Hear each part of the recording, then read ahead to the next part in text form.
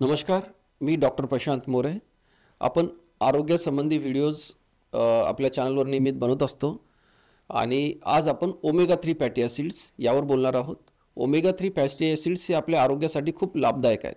जर तुमच्या आहारामध्ये तुम्ही योग्य प्रमाणामध्ये यांचं जर आपण सेवन केलं ओमेगा 3 फॅटी ॲसिड्सचं, तर तुम्हाला हृदय, मेंदू, रक्तवाहिन्या आणि डोळे या संबंधित आजार जे आहेत हे होण्याचा धोका कमी होतो. जसं हार्ट अटॅक आहे, पॅरालिसिस आहे, गँग्रीन आहे. तर ही रक्तवाहिनी चोकअप झाल्यामुळे हे आजार होतात. तर ओमेगा 3 फॅटी ॲसिड्स आपल्या आहारामध्ये चांगल्या प्रमाणात असले तरी चोकअप होण्याची जी रिस्क आहे ती कमी होते. तर आज आपण ओमेगा 3 फॅटी ॲसिड्सबद्दल माहिती घेणार आहोत. तर आता आपण ओमेगा 3 फॅटी ॲसिड्सबद्दल माहिती घेऊ. तर ओमेगा 3 फॅटी ॲसिड्स हे इसेन्शियल न्यूट्रिएंट्स आहेत. ठीक आहे. इसेन्शियल न्यूट्रिएंट्स म्हणजे आपल्या शरीरामध्ये हे बनवू शकत नाही आपलं शरीर आणि आपल्याला आहारातून घ्यावे लागतात. त्यामुळे यांना इसेन्शियल न्यूट्रिएंट्स म्हणतात आणि आपले आरोग्य चांगले ठेवण्यासाठी मदत करतात. आणि हेल्दी फॅट्स आहेत. ठीक आहे. आता हेल्दी फॅट्स म्हणजे काय की जे फॅट्स आहेत जे आरोग्यासाठी चांगले आहेत. आता फॅट म्हटलं की लोकांना वाटते फॅट हे आरोग्यासाठी घातकच आहे, परंतु जो आपला बॅलन्स डाएट आहे त्याच्यामध्ये आपल्याला फॅटचं सेवन किती करायचं असतं, 25 ते 30%. यामध्ये आपल्याला जे सॅच्युरेटेड फॅट्स आहे त्याचं सेवन हे 10%पेक्षा कमी ठेवावं लागतं आणि जे अनसॅच्युरेटेड फॅट्स आहे याचं सेवन 15 ते 20% ठेवावं लागतं. आणि जे ट्रान्स फॅट आहे, तळलेल्या गोष्टी त्या तुम्हाला टाळाव्या लागतात कारण त्यामध्ये ट्रान्स फॅट असतात. तर ट्रान्स फॅट हे बॅड फॅट्स आहेत, आपल्या आरोग्यासाठी खूप घातक आहेत. तर पूर्ण फॅट्स हे शरीरासाठी घातक नाही आहेत. तर हे कोणत्या क्लासमध्ये येतात? हे हेल्दी फॅट्समध्ये येतात, पॉली अनसॅच्युरेटेड फॅटी ॲसिड्स. आता याचे टाईप्स काय आहेत फॅटी ॲसिड्सचे आणि एक शरीरामध्ये काय फंक्शन करतं, ओमेगा 3 म्हणजे काय?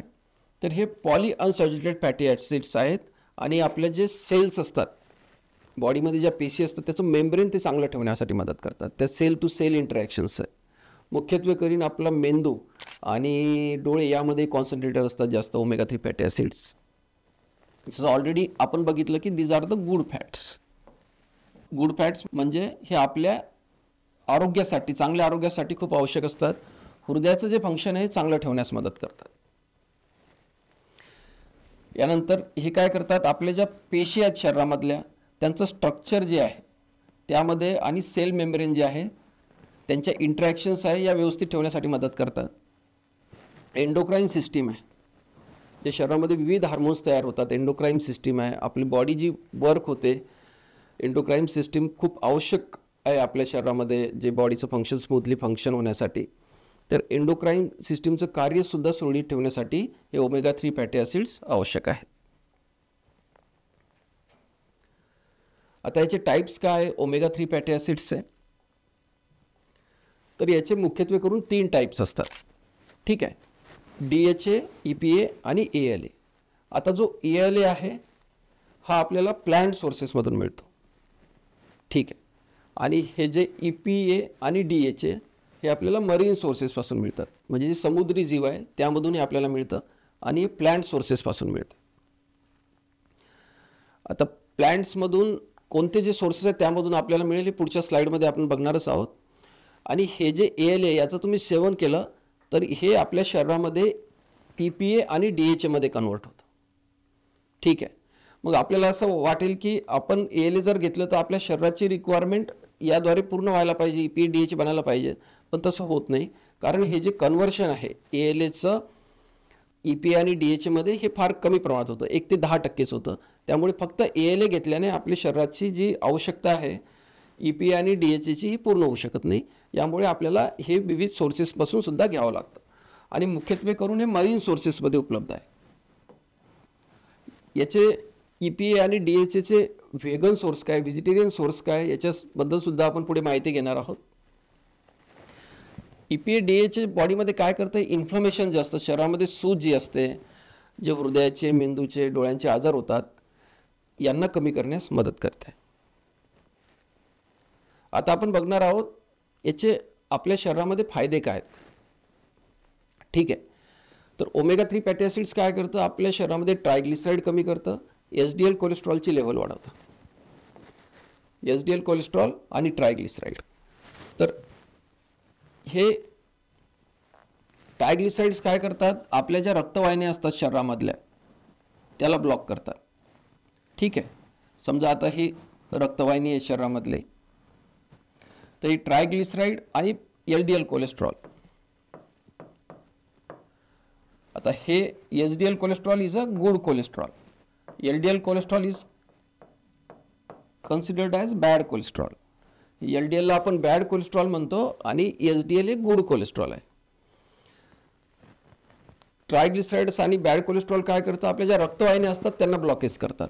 याच्यामध्ये हे जाऊन डिपॉझिट होतात आणि ही रक्तवाहिनी ब्लॉक होते. त्यामुळे यामधून जाणारा जे रक्तपुरवठा आहे तो खंडित होतो. ठीक आहे, आपण बघू शकता. तर जर हृदयाला सप्लाय करणारी रक्तवाहिनी आहे, तर डायग्राममध्ये आपण बघू शकता हृदय याला सप्लाय करणारी रक्तवाहिनी आहे. तर याच्यामध्ये जर ब्लॉकेज झालं तर मग अटॅक येतो. तसंच याच प्रकारे मेंदूला सप्लाय करणाऱ्या, हातांना पायांना सप्लाय करणाऱ्या रक्तवाहिन्यांमध्ये सुद्धा ब्लॉकेज होतात. जर मेंदूला सप्लाय करणाऱ्या रक्तवाहिन्यांमध्ये ब्लॉकेज झालं तर काय होईल, स्ट्रोक होईल, पॅरालिसिस होईल. हातापायांना सप्लाय करणाऱ्या रक्तवाहिन्यांमध्ये ब्लॉकेज झालं तर गँग्रीन होईल. तर ओमेगा 3 फॅटी ॲसिड्स काय करतं, ट्रायग्लिसराइडला ची लेवल्स कमी करतं आणि HDL ची लेवल वाढवतं. HDL ची लेवल वाढवल्यामुळे काय होतं की हे ब्लॉकेज होऊ देत नाही. हे काय करतं, जे बॅड कोलेस्ट्रॉल असतं त्याला ह्या रक्तवाहिन्यामध्ये डिपॉझिट होऊ शकत नाही. म्हणून HDL ची जी आवश्यकता आहे शरीरामध्ये ती आहे. त्यासाठी आपल्याला ओमेगा 3 फॅटी ॲसिडचे सेवन करावं लागेल. इतरही काही सोर्सेस असतात HDL वाढवण्यासाठी, त्याबद्दल आपण कधीतरी माहिती घेऊ. दुसरा काय फायदा आहे, ब्लड प्रेशर कमी करण्यास मदत करते. त्यामुळे हायपरटेन्शन झालं, हाय BP झालं, हे आजार होण्याचा धोका कमी होतो. आणखी याचे फायदे काय आहेत ओमेगा 3 फॅटी ॲसिडचे, कॅन्सर प्रिव्हेन्शन करण्यास मदत करते. मुख्यत्वे करून जो ब्रेस्ट कॅन्सर आहे ते कमी करण्यास मदत करतं. मेंदू जो आहे, जे ऑलरेडी आम्ही बघितलं आहे की मेंदूचं जे कार्य आहे व्यवस्थित सुरळीत ठेवण्यासाठी मदत करते. अल्झायमर डिसीज हा मेंदूचा एक आजार आहे, त्यामध्ये विस्मरण होतं. खास करून वय जसं वाढत जातं तसं हा आजार होण्याचा धोका वाढतो.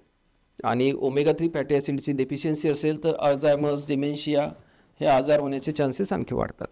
अल्झायमर्समध्ये काय होतं की एखादा व्यक्ती घरामधून बाहेर पडला, त्याला घराचा रस्ताच आठवत नाही, स्वतःची ओळख विसरतो, स्वतःचं नाव पत्ता विसरतो, घरातल्या व्यक्ती विसरतो. तरी पुढच्या स्टेजमध्ये ह्या पेशंट्सना मॅनेज करणं खूप कठीण होऊन जातं, कारण त्यांना बऱ्याच रोजच्या जीवनातल्या, दैनंदिन जीवनातल्या गोष्टी ते विसरून जातात. बाहेर गेल्यानंतर घरी परत येऊ शकत नाही. हे जे आजार आहे ब्रेन्स रिलेटेड, हे कमी करण्यासुद्धा ओमेगा 3 फॅटी ॲसिड्स मदत करतात.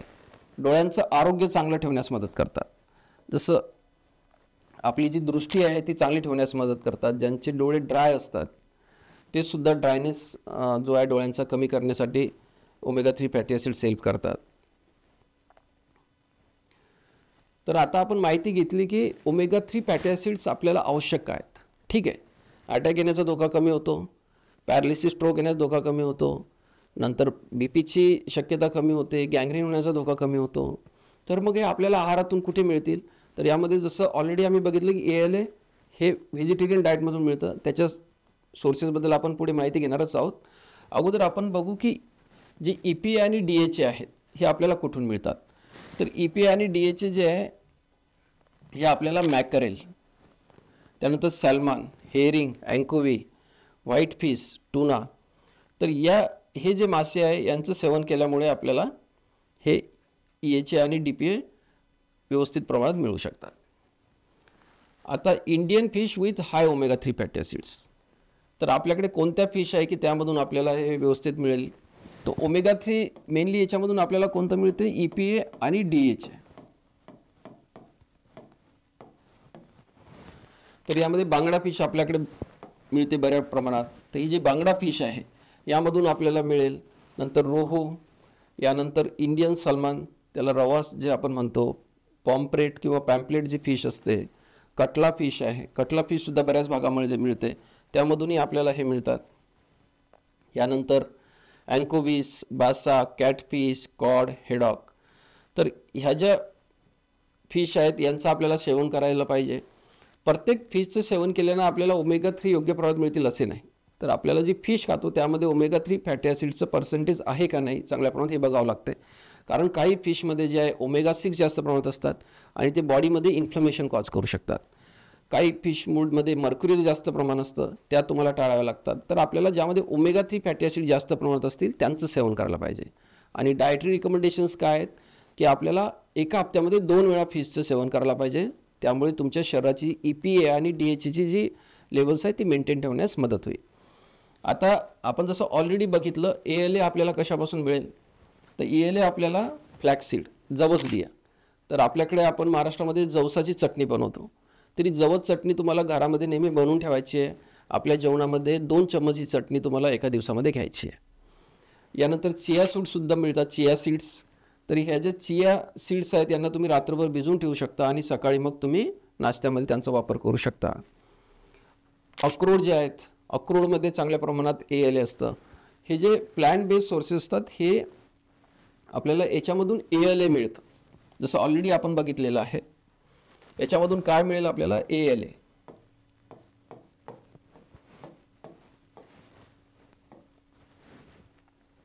तर अक्रोड आपण यामधून आपल्याला मिळते. यानंतर सोयाबीन. आता आपल्याकडे महाराष्ट्रामध्ये बऱ्या प्रमाणात सोयाबीनची शेती होते, परंतु अजून आपल्याकडे सोयाबीनचं सेवन आपण एवढ्या प्रमाणात करत नाही.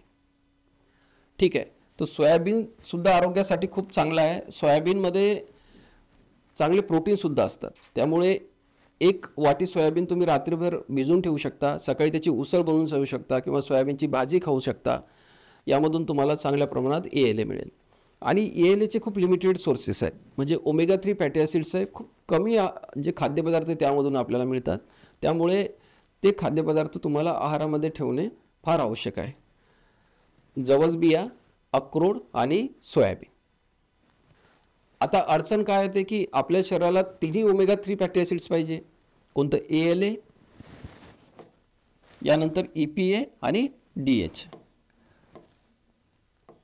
तर ALA जे आहे ते आपल्याला कुठे मिळेल, जसं ऑलरेडी बघितलं आपण, जवस बिया, वॉलनट्स आणि चिया सीड्स. अक्रोड, जवस आणि चिया सीड्स आणि सोयाबीन. ठीक आहे. आता EPA आणि DHA जर व्हेजिटेरियन लोकांना ते मिळवायचे असेल तर आपल्याला त्याच्यासाठी मग काय खावं, कारण सी फूड जे आहे त्यामध्ये ते असतात, ते आपण खात नाही. त्यामुळे मग त्याच्यासाठी व्हेजिटेरियन सोर्समध्ये अल्गल ऑइल आहे, ज्या अल्गी असतात, मायक्रो अल्गी, त्यामधूनही आपल्याला EPA आणि DHA मिळू शकते. हे तुम्हाला मार्केटमध्ये सुद्धा उपलब्ध आहे. ते तुम्ही तिथून घेऊन स्वतः आपल्या आहारामध्ये त्याचा समावेश करू शकता. कारण जे समुद्रातले जीव आहेत त्यांच्यामध्ये EPA आणि DHA कसं येतं की ते मायक्रो अल्गी असतात, त्यांचं सेवन करतात, त्यामधून त्यांच्यामध्ये मग ते वाढत जातं. जर क्रील आहेत, समुद्री जीव आहेत, त्यांना मग मोठ्या माशा खातात, मग त्यांच्यामध्ये DHA आणि EPA मग ओव्हर टाईम त्यांच्यामध्ये स्टोअर होतं, त्यामुळे त्यांच्यामध्ये असतं. तर आपण हे जे मायक्रो अल्गी आहेत, अल्गी याचे ऑइल वगैरे मिळतात, त्यांचंसुद्धा आपण सेवन करू शकता. आता हे किती आहारामध्ये असायला पाहिजे, तर 1.6 ग्राम हे जे आहे आपलं म्हणजे ॲडल्ट जे मेल्स असतात त्यांच्यामध्ये असायला हवं. बाकी मग ते प्रेग्नन्सीमध्ये वगैरे त्याची रिक्वायरमेंट थोडी वाढते, 1.4 ग्राम आहे. ओमेगा 3 सप्लिमेंट्स कोणी घ्यावे, ठीक आहे. आता समजा तुमच्या आहारामध्ये जे आहे योग्य प्रमाणामध्ये जे आहे याचं आहार आहे, खाद्यपदार्थ आहेत, तुम्ही घेऊ शकत नसाल काही कारणामुळे, त्याचे सप्लिमेंटसुद्धा येतात. डायटरी रिकमेंडेशन्स काय की तुम्हाला ALAचे जे घटक आहेत, जसं जवस बिया, अक्रोड, सोयाबीन, चिया सीड्स यांना 1 ते 2 चम्मच रोज तुम्हाला घ्यायचे आहे. त्यानंतर मासे आहेत ते हप्त्यामधून 2 वेळा तुम्हाला खायचे आहेत. परंतु हे तर तुम्ही करू शकत नसाल तर याचे सप्लिमेंटसुद्धा मार्केटमध्ये मिळतात. जसं फिश ऑइल, कॅप्सूल आहेत, क्रील ऑइल आहे. हे नॉन व्हेजिटेरियन सोर्सेस आहेत. हे तुम्ही बोलू शकता आणि यांचं सेवन करू शकता. आणि जे व्हेजिटेरियन सोर्सेस आहेत ते काय, त्याच्यामध्ये अल्गी ऑइल आहे. तर अल्गी ऑइलमध्ये काय DHA आणि EPA असतं, तर याचंसुद्धा तुम्ही आहारामध्ये समावेश करू शकता. खास करून व्हेजिटेरियन लोकांसाठी अल्गल ऑइल हा एक चांगला सोर्स आहे. तर अशा प्रकारे ओमेगा 3 फॅटी ॲसिड्स आहेत, हे आपल्या आरोग्यासाठी हितकारक आहेत. यांचं जर प्रमाण तुमच्या आहारामध्ये तुम्ही व्यवस्थित ठेवलं तर तुमचं विविध आजारांपासून संरक्षण करण्यास ते मदत करतील. धन्यवाद.